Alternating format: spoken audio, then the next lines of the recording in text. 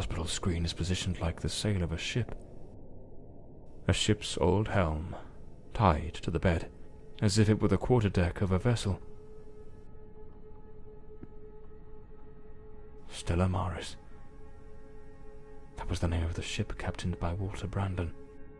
This room is the room of a madman. The entire space is arranged as if it were the deck of a ship. Did that man truly come to believe he was a character in an adventure book?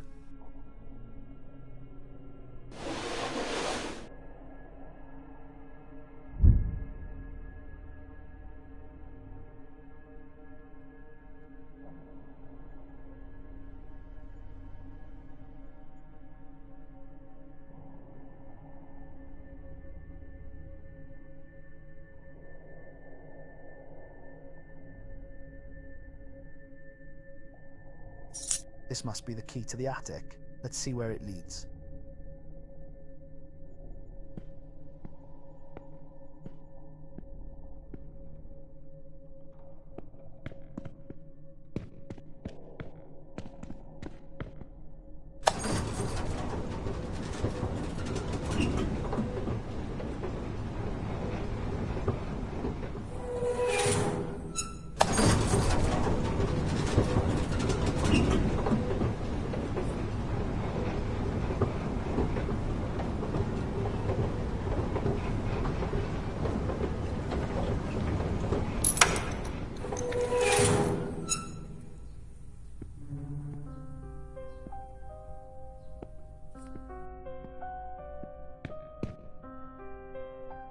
Powerful drugs for depression.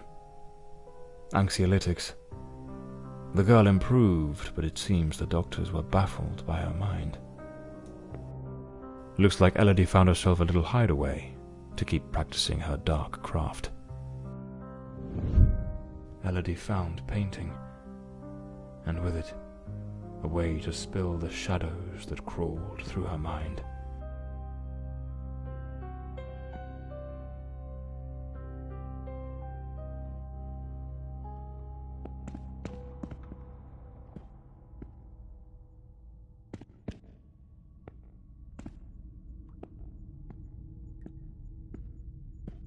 A pair of scissors and a comb. Elodie put in real effort to make him fit the mold of her ideal hero. Hair on the chair, strands on the floor. This is where the transformation took place.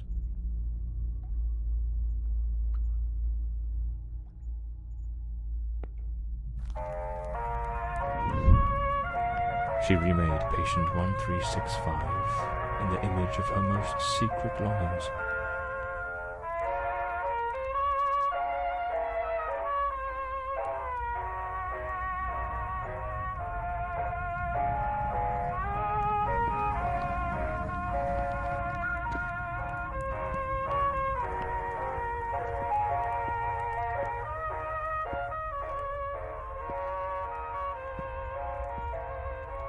Their secret hideaway. Like two reckless teenagers, they started a romance, hidden from the prying eyes of doctors and nurses. An alarm clock.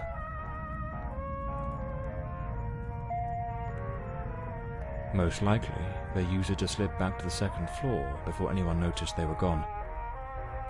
For a while, they managed to keep their affair in the shadows, far from the eyes of doctors and nurses.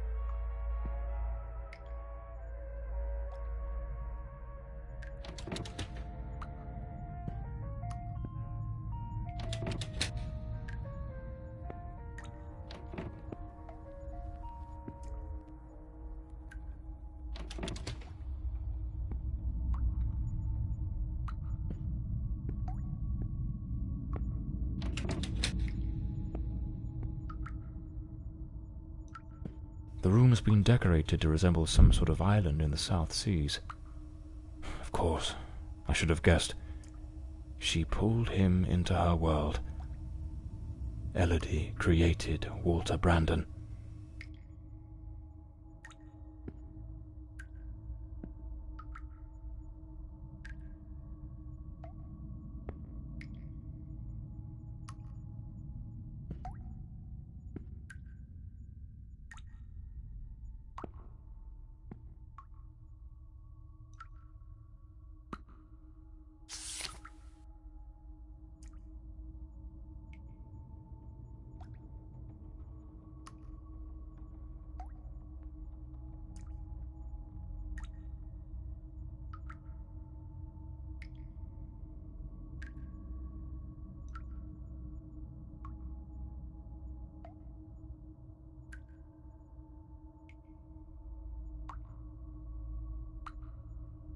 This letter.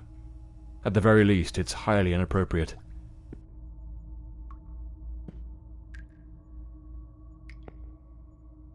A draft letter.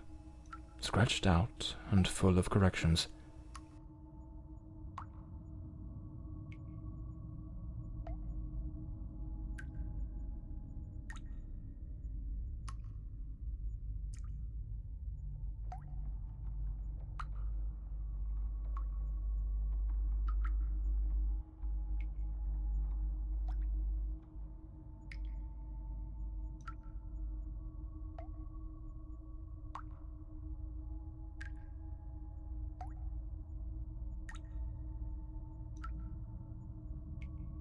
She goaded him into leaving the sanatorium. That man was desperately ill.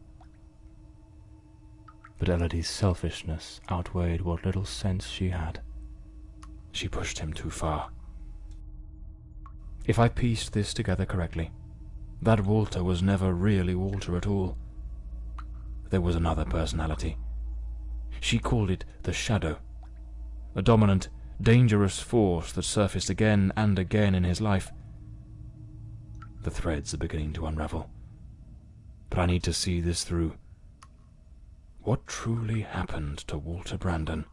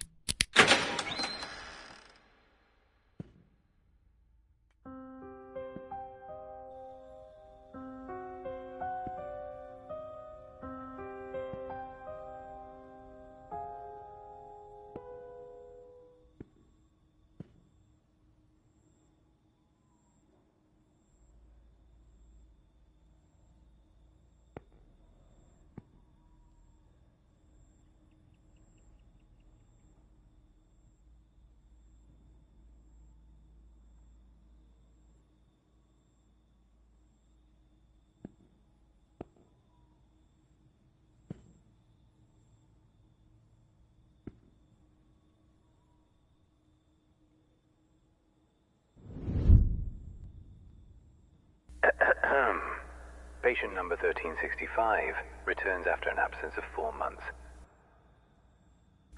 He's in a state of utter disorientation, perspiration pouring off him, and good heavens, there's a severe wound to the skull. His clothes and hands are covered in blood, and it doesn't appear to be his own. He cannot recall his name, nor anything that's happened during these past months. Seems to have found his way back here more by some strange instinct than by memory itself. The personality once known as Walter has vanished entirely, as has the entity we refer to as the Shadow, though given his nature, I cannot say with certainty it isn't still lurking beneath the surface. We have treated cases of dissociative identity before, but never one such as this. His appearance, his voice, even his build and weight change quite drastically. Now he looks frail, gaunt, empty, as though there's nothing inside, as though he were but an empty shell, waiting to be occupied. His condition calls for far stricter supervision. This institution is no longer equipped to care for him. I am ordering his immediate transfer to St. Dimphna Hospital. Dr. Former, a specialist in matters such as this, will take him under his care. As I near the end of my tenure as director, I must see this case brought to a decisive close. The blood upon his hands, the emptiness in his eyes, all point to an act of the gravest kind. One his mind appears to have erased entirely. God help us, if the Shadow should ever wake again.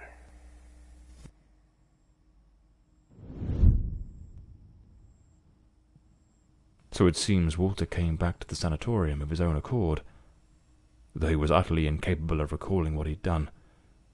They moved him to St. Dimphna's Hospital. Could he still be there after 20 years? What became of him? I'll have to follow this lead.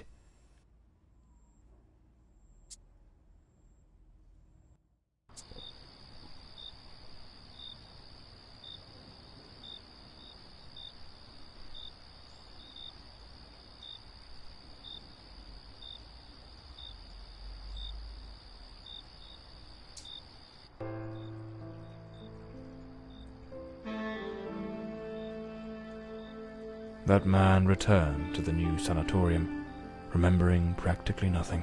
Maybe it was the wound Lady Margaret left him, or maybe his mind shattered and never came back after what happened that night. As for me, I was hired to find the one who killed Elodie Fordside, and my intuition told me they were still there, in the depths of St. Dimphna. I sensed that the end of the road was waiting for me in that place.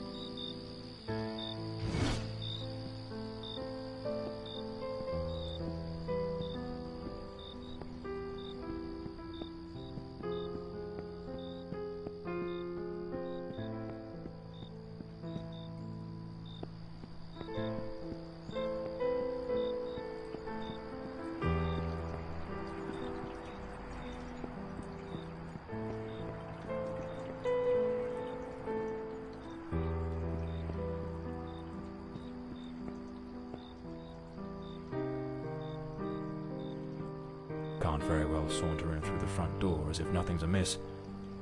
I'll need to find another way in.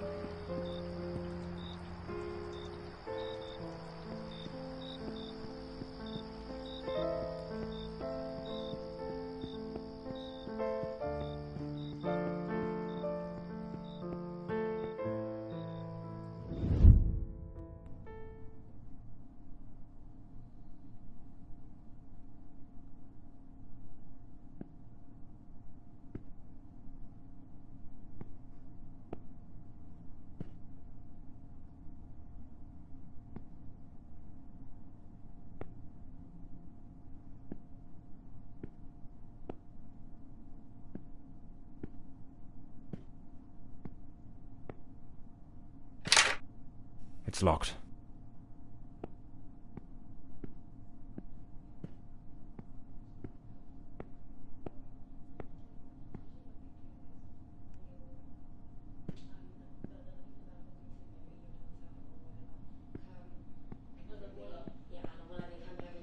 The night shift nurses are behind this door.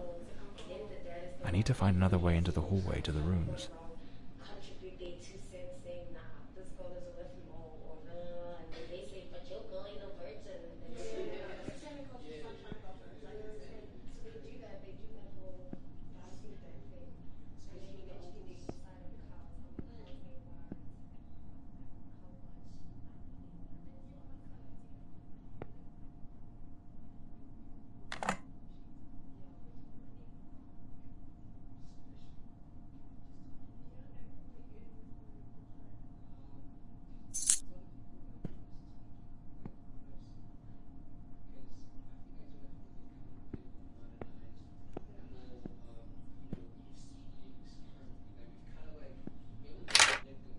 It's locked.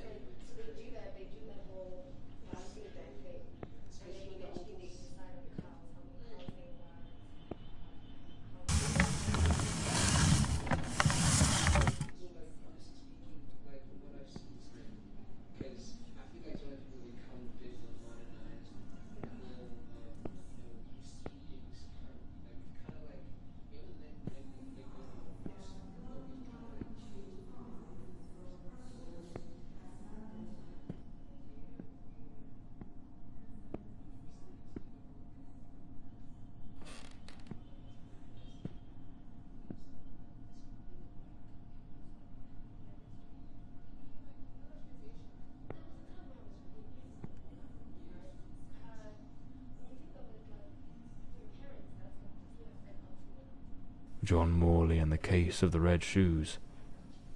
What the devil does this mean?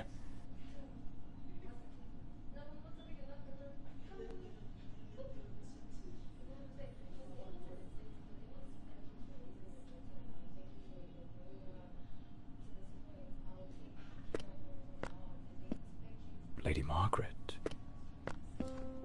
That fateful night, I was startled by the noise. Those wretched cries of agony from dear Elodie. I rushed to her chambers, and there you stood, stained with the blood of the one soul I cherished above all others in this world. The housekeeper had warned me, but I turned a deaf ear. Elodie was finally happy, even amidst your incessant bouts of volatility. Yet, with the passage of time, your demeanour darkened. More and more frequently, that sinister presence lurking within you began to surface, each appearance more violent than the last. Elodie no longer gazed upon you with the starry-eyed affection of a smitten young woman. The atmosphere in this house grew suffocating, fraught with an unbearable tension. That very afternoon I spoke with her. She had resolved to end your engagement. You seemed, or so I dared hope, to have accepted it with grace. But that night, that very night, you ended her life in the most savage manner imaginable. I threw myself upon Elodie, desperate to save her. But alas, it was far too late. Months later, I learned you had returned voluntarily to the sanatorium. I sought answers and immersed myself in understanding the afflictions that plagued you. Dissociative identity disorder, they called it. A condition in which one might host multiple identities, each vying for dominion over the body. But the man confined in that bleak institution was not the shadow, not the fiend who had stolen my daughter. No, he was but the shell, the hapless vessel. And I yearned to find the true culprit, not the facade, the murderer himself. Thus I devised my plan. I came to visit you, and just as Elodie had done, I crafted a new role for you, a new identity to inhabit. I brought books, personal artifacts, penned letters as Penny. I leased an office and prepared every detail meticulously, down to the smallest thread, for your return as John Morley. Everything had to be flawless. And why, you may ask? To make you remember, to awaken the shadow, to summon forth the murderer from the abyss of your fractured mind.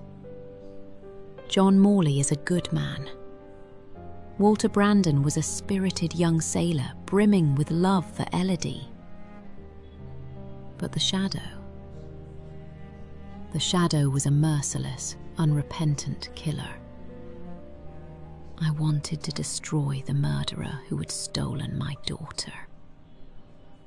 But I could never bring myself to harm an innocent man. My obsession, my singular purpose, was to awaken the shadow.